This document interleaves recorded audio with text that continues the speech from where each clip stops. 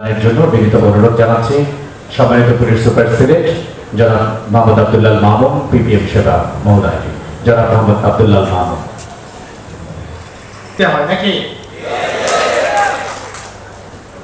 এই শুরু থেকেই আমার শ্রমিক ভাইদের যে রক্ত ঘাম শ্রম অমানসিক নির্যাতন বা নির্মম পরিশ্রম এই সব কিছু মিলিয়ে কিন্তু এই আধুনিক বিশ্ব, কারণ এখন অনেক যন্ত্র আছে, বিশ্ব এখন অনেক এগিয়ে গিয়েছে, কিন্তু মূলত শ্রমিকের শ্রম এবং ঘামে কিন্তু এই দেশ এই পৃথিবী এতটা উন্নত হয়েছে, এই বিষয়ে কোনো সন্দেহ নাই। আর পেশাগত কারণে শ্রমিকদের সাথে আমার সম্পর্কটা একটু অম্ল মধুর আর কি, তাই না? কারণ যখন হচ্ছে মালিক আপনাকে বেতন দেয়, ন্যায্য অধিকার দেয় না, তখন কি করেন আপনারা? প্রতিবাদ করেন। সে প্রতিবাদ যখন আমার প্রতিবাদ ঠেকাতে গেলে কাকে আসতে হয়? আমাকে আসতে হয়। আমার সাথে কিন্তু আপনার কোনো শত্রুতা নাই। এখন কিন্তু দেখবেন যে, এবং যতদিন আমি সিলেটের পুলিশ সুপার হিসেবে থাকবো, আমি আপনাদেরকে কথা দিচ্ছি যে সংঘর্ষের মাধ্যমে সমস্যার সমাধান করতে হবে না ইনশাল্লাহ। তবে সমস্যা হলে তো সমাধান করতে হবে নাকি? সেটাও তো বাস্তব। কারণ রাস্তা যখন আটকিয়ে থাকে, আপনি যখন একটা দাবিতে করেন, তখন মানুষের তো কষ্ট হয়, সেটারও সমাধান করতে হবে। আপনাদের পক্ষ থেকে আর আমার পক্ষ থেকে খোলা থাকবে, এই ঘোষণা আমি দিয়ে দিলাম। আপনাদের মধ্য থেকে যখন খোলা থাকে, তাহলে আরো আমাকে অস্ত্র এবং লাঠি এবং আইনগত অধিকার দেওয়া হয়েছে আপনার উপর নির্যাতন বা অত্যাচার করার জন্য, দুষ্কৃতিকারীদের বিরুদ্ধে ন্যায়ের শাসন প্রতিষ্ঠা করার জন্য। তা আমরা যদি এইভাবেই থাকি, এখন কিন্তু অনেক সমস্যার সমাধান হয়েছে। এক সময় ঈদের আগে গার্মেন্টস শ্রমিকদেরকে সাথে ওই বেতনের দাবিতে রাস্তায় নামতে হতো, এইটার কোনো বিকল্প ছিল না। এখন কিন্তু আমরা অলমোস্ট দেখি না, এবং এইটার জন্য যুগান্তকারী ভূমিকা রেখেছে বাংলাদেশ পুলিশের একটা ইউনিট আছে, ইন্ডাস্ট্রিয়াল পুলিশ। আমি মনে করি আজকের যে আয়োজক, পুলিশ কিন্তু পুলিশের মাথা থেকে আসে না, আসছে কার মাথা থেকে? মাননীয় প্রধানমন্ত্রীর মাথা থেকে। একসময় যখন ইপিজেডে আপনারা জানেন যে বাংলাদেশের স্বাধীনতা নিয়ে একটা চক্র সবসময় খেলছে এবং এখনো খেলছে। আপনাকে আমাকে, আপনাকে আপনার ভাইয়ের মুখোমুখি করছে কিন্তু ভিন্ন একটা চক্র, তাদের উদ্দেশ্য কিন্তু ভিন্ন। তাদের উদ্দেশ্য কোনোভাবে কিন্তু আপনার বললাম না, আপনাকে নিয়ে ভাবার তার সময় নেই, কিন্তু আপনাকে ব্যবহার করে দেশের পরিস্থিতিকে অস্থিতিশীল করে অন্য কারো ফায়দা লোটা হচ্ছে তার উদ্দেশ্য। গার্মেন্টস সেক্টরে যখন এরকম শ্রমিকদের আনরেস্ট ছিল, আমাদের বাংলাদেশ থেকে ব্যবসা যখন পৃথিবীর অন্য দেশে চলে যাচ্ছিল, তখন কিন্তু মাননীয় প্রধানমন্ত্রী জননেত্রী শেখ হাসিনা, উনি কিন্তু আমাদেরকে বাংলাদেশ পুলিশের তৎকালীন নেতৃত্বকে পরামর্শ দিয়েছিলেন যে তোমরা ইন্ডাস্ট্রিয়াল পুলিশ নামে একটা ইউনিট করো। ফলাফল দেখেন, এখন ঈদের আগেই আমাদের ইন্ডাস্ট্রিয়াল পুলিশ কিন্তু মালিক পক্ষের সাথে কথা বলে তাদের অবস্থা বোঝার চেষ্টা করে, যে দু একজনের আর্থিক অবস্থা দুর্বল তাদের সাথে ব্যাংকের সাথে বসিয়ে দেয়, বসিয়ে লোনের ব্যবস্থা করে হলেও শ্রমিকের পাওনা কিন্তু মিটিয়ে দেয়। আমাদের পুলিশের এখন দপ্তরগুলো কিন্তু অ্যাডভান্স কাজ করে, এবং যখন ইন্ডাস্ট্রিয়াল পুলিশ হয়, ইন্টারেস্টিংলি একটা পক্ষ কিন্তু শ্রমিকদেরকে খেপিয়ে তুলেছিল যে এইটা কিন্তু মালিকের পক্ষ হয়ে তোমাদেরকে পিটাবে, কিন্তু বাস্তবতা কিন্তু পুরাটাই উল্টো। আমি নারায়ণগঞ্জ জেলার এডিশনাল এসপি ছিলাম, প্রচুর গার্মেন্টস এবং অন্যান্য ইন্ডাস্ট্রি সেখানে রয়েছে। তো আমরা ঈদের আগে, কোনো অনুষ্ঠানের আগে মালিককে খুঁজে বের করতাম। অনেক সময় দেখা যেত আর্থিক অবস্থার কারণে মালিকের এমন না যে সে বেতন দিতে চাইতো না, দু একজন খারাপ লোক আছে, আবার কিছু লোক আছে আসলেই তার আর্থিক সামর্থ্য নাই বেতন দেওয়ার মতো, কোত্থেকে দিবে। তাদেরকে নিয়ে আমরা ত্রৈপক্ষিক আলোচনা করে প্রয়োজনে ব্যাংক লোনের ব্যবস্থা করে কিন্তু আমরা শ্রমিকদের পাওনা আদায় করে দিয়েছি।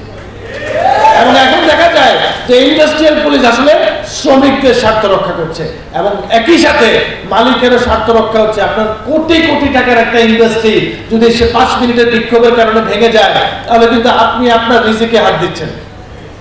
যে পরিবহন শ্রমিক রাস্তায় ধর্মঘট দেখে একটি বাস ভাঙছেন, এই বাসেই তো আপনার রুটি রুজি হয়।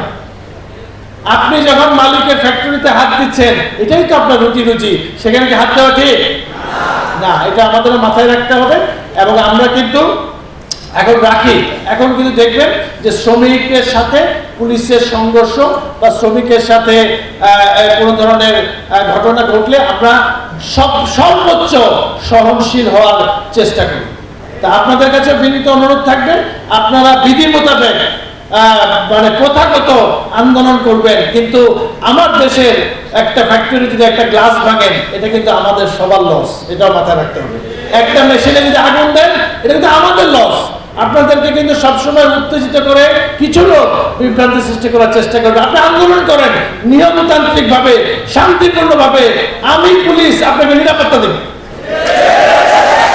কিন্তু এমন কোন পরিস্থিতি তৈরি যাতে না হয়, যাতে আমাদের মধ্যে শক্তির প্রয়োগ করতে হয়, সেটা আমরা চাই না। কি একমত? যদি আমরা একমত থাকি, তাহলে আমি মনে করি এটাই আমাদের এই আজকের মহান মে দিবসের অন্যতম প্রাপ্তি। আপনারা সৌভাগ্যবান যে এই শহরে যাকে নগর পিতা হিসেবে পেয়েছেন, তিনি এমন একটি সমস্যার সমাধান এত সুন্দরভাবে করেছেন। যারা ফুটপাতে, আমার যে ভাইরা স্বল্প ব্যবসা করতো ভ্যান গাড়ির উপরে, যাদেরকে আমরা প্রথাগতভাবে হকার বলে থাকি, ফেরিওয়ালা বলে থাকি, তাদের সমস্যাটি দেখেন চমৎকার বসার জায়গা করে দিয়েছেন। এবং বিকল্প ব্যবস্থা না করে কিন্তু পৃথিবীতে কোনো সমস্যার সমাধান করা যায় না। যায়? আপনি যদি খালি পুলিশ দিয়ে আমি সারাদিন দৌড়াই, লাভ হবে কেন?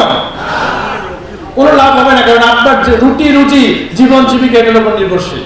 তো উনি ব্যবস্থা করে দিয়েছেন, বিকল্প আপনারা কিন্তু মেনে নিয়েছেন। আপনাদেরকেও ধন্যবাদ। এবং এইভাবেই আশা করি যে সিলেট শহর এবং সিলেট জেলার এক সময় আমরা মডেল হিসেবে সারা বাংলাদেশে নিজেদেরকে অবস্থান করে নিতে পারবো না? এই প্রত্যাশা রেখে আমাকে বক্তব্য দেওয়ার সুযোগ দেওয়ার জন্য এবং আমাকে শোনার জন্য সবাইকে ধন্যবাদ জানাচ্ছি। জয় বাংলা, বাংলাদেশ উপলক্ষে শুভেচ্ছা জানাচ্ছি। সিলেট জেলার পুলিশ সুপার জনাব আব্দুল্লাহ মাহমুদ অত্যন্ত সুন্দরভাবে পুলিশ এবং শ্রমিকদের যে সম্পর্ক অত্যন্ত সুন্দরভাবে তুলে ধরেছেন। এরপরে তেমন কিছু বলার থাকে না। আমরা সিলেট জেলার 2টি উপজেলা, সদর উপজেলা এবং দক্ষিণ সুরমা উপজেলার যে অংশ নিয়ে আমাদের সিলেট মেট্রোপলিটন পুলিশ 6টা থানা নিয়ে আমরা কাজ করছি।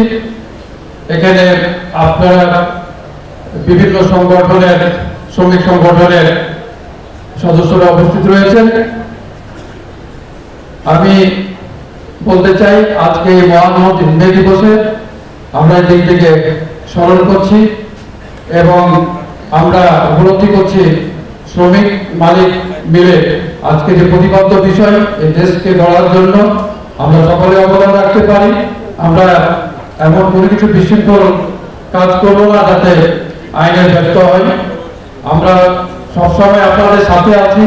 আপনারা শ্রমিক সংগঠন যারা যে কোনো সমস্যায়, যে এটা যদি আইনগত হয়, অবশ্যই আমাদের কাছে আসবেন। আমরা আশ্বাস দিচ্ছি আমাদের সিলেট মেট্রোপলিটনের পক্ষ থেকে এটা আমাদেরকে সবসময় সহযোগিতা করবে। এটা আমাদের অফিসিয়াল দায়িত্ব, আমরা আপনাদের পাশে আছি।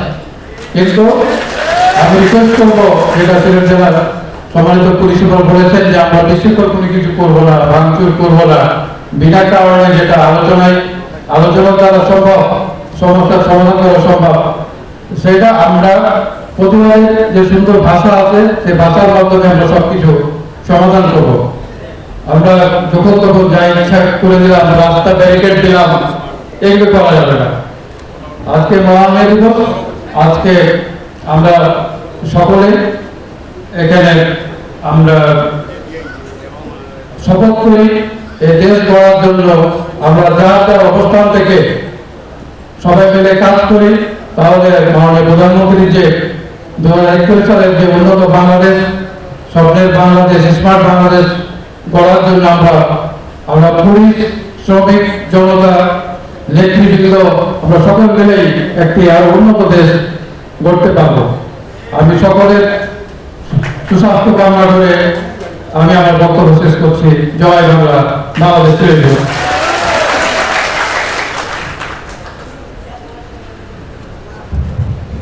ধন্যবাদ জানাচ্ছি জনাব মোহাম্মদ মাসুদ রানা মহোদয়কে।